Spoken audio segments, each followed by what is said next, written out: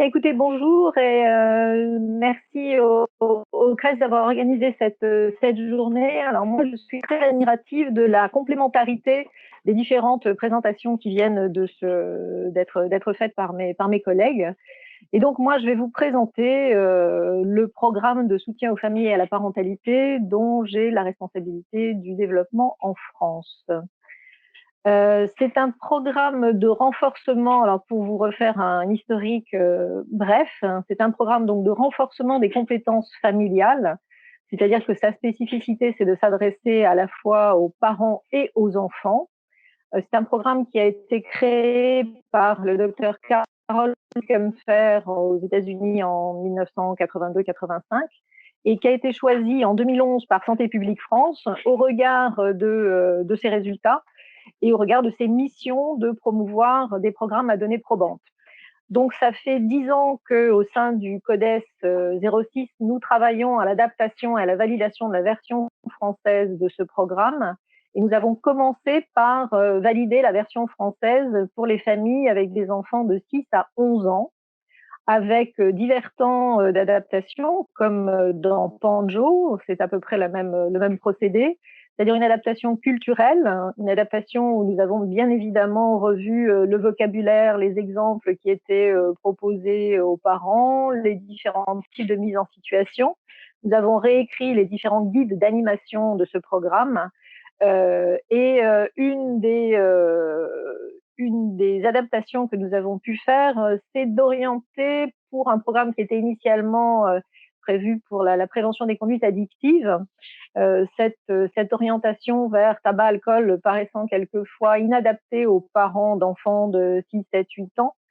Nous avons fort heureusement, je dirais, orienté cette prévention vers les addictions aux écrans, dont on vient d'entendre dans l'exposé précédent les effets délétères dès la toute petite enfance. L'adaptation contextuelle de ce programme a été également réalisée puisque c'est un programme qui est intégré aux politiques locales de soutien aux familles. C'est un plus dans les programmes, bien entendu, proposés par les collectivités locales.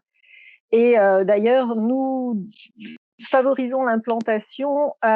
au travers des villes, des municipalités qui sont vraiment un carrefour de rencontres des familles et où effectivement on va à la fois pouvoir former des acteurs de proximité, inscrire dans le droit commun, ce programme étant bien entendu gratuit pour les familles et avec une inscription volontaire. Inscription volontaire qui se fait parce que,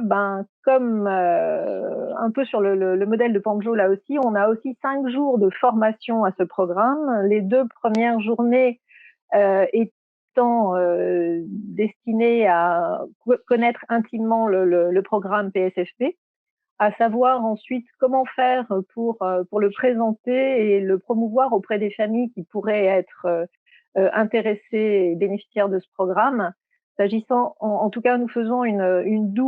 double recrutement des familles, à la fois par des biais classiques de communication dans la cité, de manière à déstigmatiser le programme et montrer que, quelles que soient les difficultés qu'on a avec l'éducation de ces enfants, on peut toujours en avoir besoin. On n'a pas besoin d'être. Effectivement, la question avait été posée aussi par rapport au PMI, par exemple. On ne veut pas faire que ce programme soit destiné seulement aux populations qui ont vraiment les plus grosses difficultés et qui sont déjà repérées par les services sociaux. Donc, on fait l'effort effectivement de multiplier les types de recrutement. Ce programme a montré qu'il avait un effet secondaire qui était imprévu au départ, en particulier le développement ou le renforcement des compétences des professionnels de terrain au sein des communes qui acquièrent en fait une modalité de communication avec les familles qui est différente, puisqu'on va travailler autour des compétences familiales et non des difficultés familiales. Et ce renforcement des compétences des professionnels de terrain est vraiment fait partie des leviers de pérennisation du programme. La version donc pour les familles avec des enfants de 6 à 11 ans a été validée par une étude multicentrique réalisée par Santé publique France sur 19 sites, qui a montré que PSFP avait les mêmes qualités sur la santé mentale, les troubles comportementaux des enfants, l'anxiété, l'hyperactivité des familles, et le bien-être et la santé mentale des parents et des enfants que je dirais, ces petits frères et sœurs internationaux. Il faut savoir que PSSP est un programme qui est utilisé dans 38 pays au monde et que nous sommes le 10e pays européen à l'avoir adapté. Nous avons ensuite travaillé sur l'adaptation pour les familles avec des enfants de 3 à 6 ans.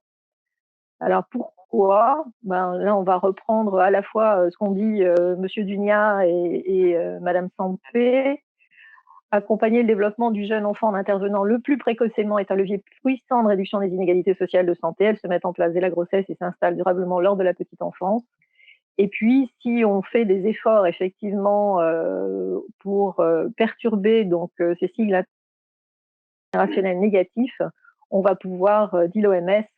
promouvoir le développement de jeunes en bonne santé, compétents sur le plan social et sécurisés dans leurs relations, et qui, à son tour, créeront des conditions propices à l'avènement de générations futures en aussi bonne santé. Alors moi, je suis ravie d'entendre aujourd'hui parler par mes collègues euh, des questions économiques, parce que c'est vrai qu'en France, et en particulier dans le champ du soutien à la parentalité, on a toujours quelques pudeurs à parler des questions économiques, même si depuis l'équation d'Ekman, qui date de plus de 20 ans, on sait que effectivement investir dans la toute prime enfance est un levier économique pour des sociétés en bonne santé.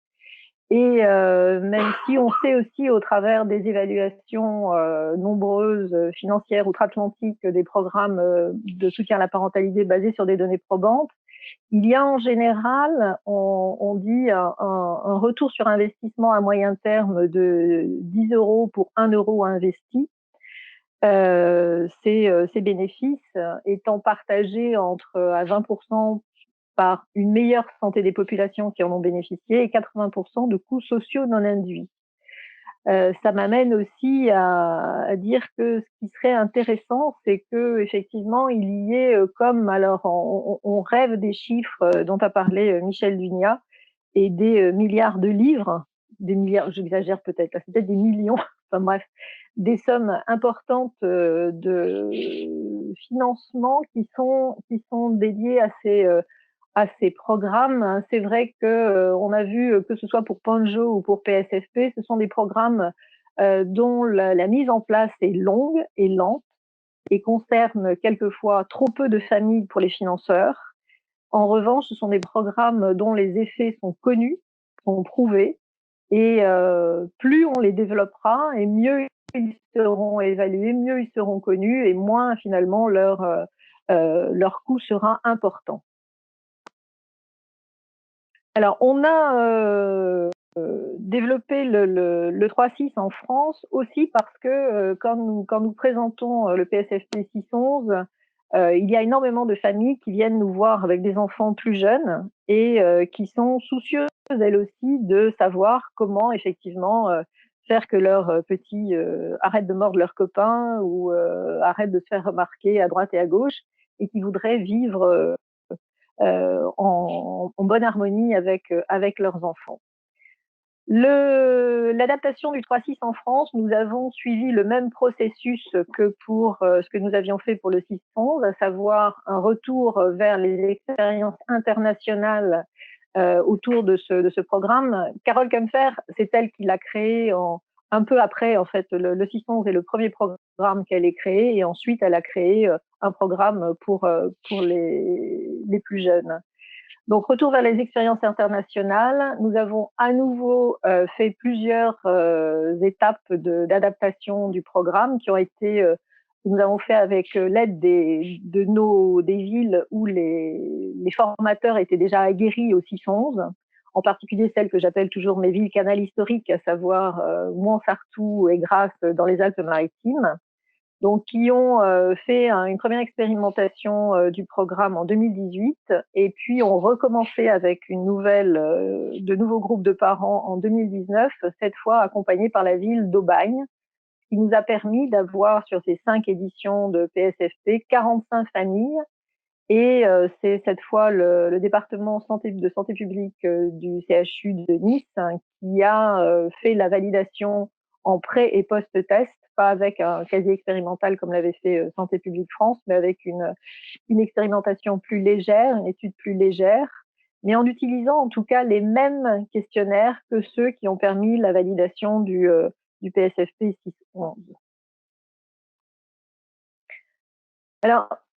le donc PSFP est un programme de valorisation et de renforcement des compétences familiales et on est très attaché à ce travail sur les compétences puisque on est dans vraiment des outils qui vont permettre, dans les compétences psychosociales qu'on connaît bien aujourd'hui, des outils qui vont être des outils dont les individus vont pouvoir s'enrichir, vont pouvoir se les approprier, et ça va leur rendre du pouvoir sur leur santé et sur leur environnement et sur leur entourage. Quant aux compétences parentales, dont il est question également dans ce programme, en fait, elles intègrent l'ensemble des compétences psychosociales dans le cadre des relations avec les enfants, et elle les dépasse dans deux dimensions essentielles aux besoins de l'enfant, le soutien et le contrôle. On a parlé beaucoup d'attachement, qui est effectivement un élément essentiel dans le développement du tout petit enfant. Et c'est vrai qu'on va intervenir finalement en soutien à l'attachement au travers des compétences de soutien que seront l'attention positive à l'enfant, l'empathie, la pratique d'encouragement, une communication efficace, la gestion des émotions, cette gestion des émotions qui va effectivement être non seulement la gestion des émotions des parents, mais également celle des enfants. Comment savoir identifier les émotions chez les enfants, comment les aider à mettre des mots, comment se conduire soi-même quand un enfant est en colère et comment effectivement pouvoir se mettre à sa hauteur pour pouvoir l'aider à mettre des mots sur son émotion et l'aider à la gérer. Euh, Se focaliser sur des attentes qui soient en lien et en relation étroite avec les besoins de l'enfant, avec ses capacités. Et puis tout ce qui est contrôle, c'est-à-dire la supervision, la résolution de conflits, la définition de cadres et de limites et de discipline. Je sais que très souvent, quand on parle de parentalité positive, on est accusé, enfin c'est un gros mot accusé, mais en tout cas suspect de valoriser des enfants rois. Mais la parentalité positive, c'est vraiment mélanger, associer de manière efficace les questions de soutien et de contrôle.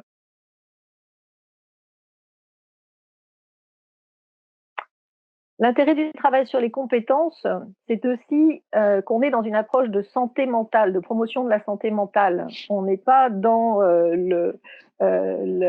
l'historique des difficultés et des raisons effectivement qui font que ces difficultés existent, mais on va outiller les gens, les personnes, les parents et les enfants pour leur permettre, au travers de ces compétences, d'aller vers un plus grand contrôle sur leur santé, sur leur environnement et de permettre, comme le dit la définition classique, de faire face aux défis rencontrés dans leur contexte de vie. Euh, C'est-à-dire que on va être vraiment sur le concret, accompagner les parents à s'approprier un savoir-être et un savoir-faire concret, intégré dans leur pratique. Et cette dynamique, on va la faire dans une dynamique d'aller vers et de faire avec. C'est-à-dire qu'il n'y a pas de normativité dans le programme PSFP. On ne dit pas aux parents comment il faut faire pour être un bon parent. On part des questions qu'ils se posent et on va construire avec eux et au travers des outils qui sont proposés dans le programme, des pratiques qui vont élargir finalement l'éventail de leurs pratiques habituelles et peut-être leur permettre de trouver des solutions concrètes. C'est vrai que là, j'ai entendu que la moitié des parents sont effectivement attentifs aux conseils qu'on pourrait leur donner. À la fin de toutes les sessions et toutes les éditions de PSFP, les parents nous disent, nous demandent pourquoi ce programme n'est pas encore plus développé parce qu'ils connaissent dans leur environnement bien des parents qui seraient intéressés à y participer. Alors, ce travail privilégie également la posture des animateurs qui sont formés pour animer ce programme, et on travaille autour de la notion de tuteur de résilience, c'est-à-dire qui va être à côté, qui va offrir des possibilités et qui va jamais faire avec, et qui va être dans le renforcement positif, dans la valorisation systématique des comportements, des attitudes, etc., des personnes qui participent à ces ateliers, et qui va jamais, par exemple, quand un parent va poser une question ou va dire mais moi je n'arrive pas à mettre en place telle activité, le jeu d'enfant ou le tableau de comportement, ce sont systématiquement les autres parents qui vont être sollicités pour répondre à ces questions, et l'animateur va devenir un, un animateur de réunion, et c'est jamais un sachant sur on devient un bon parent.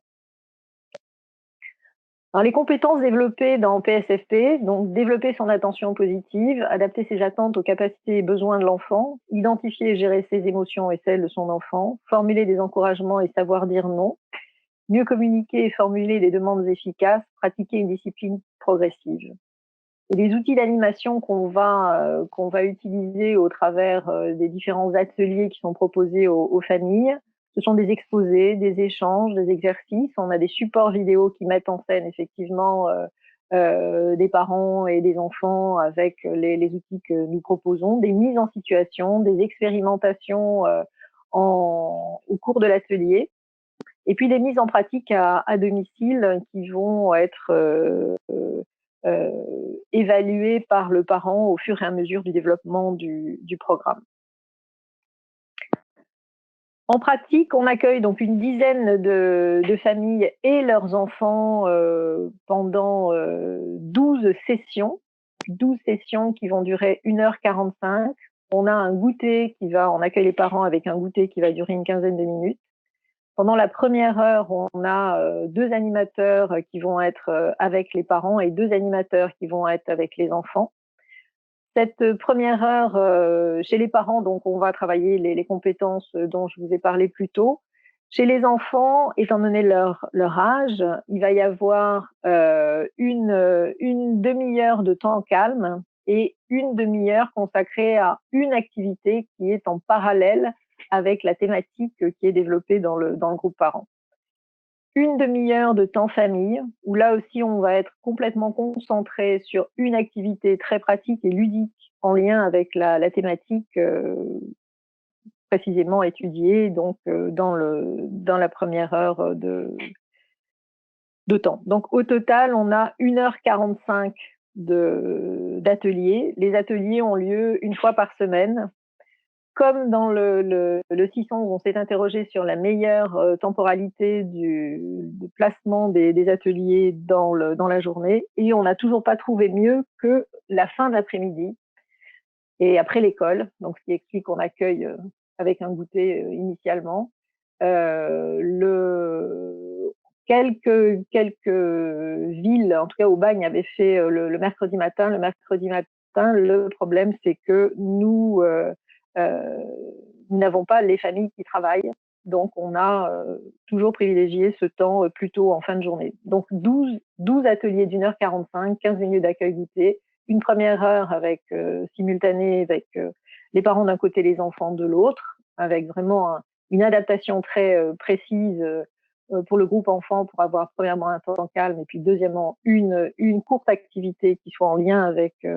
la thématique travaillée par les parents. Et puis dans le groupe famille, une demi-heure de temps famille avec les 4 animateurs et une expérimentation en lien là aussi avec la thématique du jour. Et alors nous avons eu une très bonne idée qui a été de travailler sur les écrans. Et grâce donc à David Murciano, qui est l'illustrateur, qui est le référent PSFP à Montsartou, nous avons travaillé sur ce livre, Ma victoire contre Glouton l'écran, donc qui comporte une vraie histoire et puis des conseils comme là vous voyez ce merveilleux sac qui s'appelle un sac à malice, où on met tout ce dont on a besoin quand on emmène son enfant dans un endroit où il va s'ennuyer. l'évaluation donc qui a été faite par le CHU a montré que nous avions 90% d'assiduité des familles aux 12 sessions, la fidélité au programme par les animateurs de 91%, satisfaction globale 81% des familles. Et dans le pré et post-test, donc nous avons diminution significative du stress et de l'anxiété chez les parents, des problèmes de comportement et de gestion des émotions chez les enfants, du temps passé devant la télé, une augmentation significative des comportements prosociaux de l'enfant et une tendance à l'amélioration non significative de la qualité de vie des enfants. Voilà, donc des résultats qui sont tout à fait parallèles à l'évaluation nationale du PSFP 611. Bientôt, nous aurons la mise à disposition d'une plateforme ressource pour les professionnels et les parents, et en particulier avec des espaces dédiés aux animateurs et aux parents et des outils numériques où on va pouvoir retrouver en fait sous un format numérique le PSFP qui sera mis à disposition donc pour des formes de révision, complément d'information, etc. Et pour la participation des papas, parce qu'on se dit que pouvoir, comme on a pas suffisamment de papas en tout cas dans nos sessions, on se dit que s'il y a effectivement une version numérique, les papas pourront le suivre PSFP aussi online. Voilà, tout ça c'est bientôt, on y travaille et le confinement nous aide à nous dire que c'est urgent. Donc bientôt c'est fin novembre, décembre.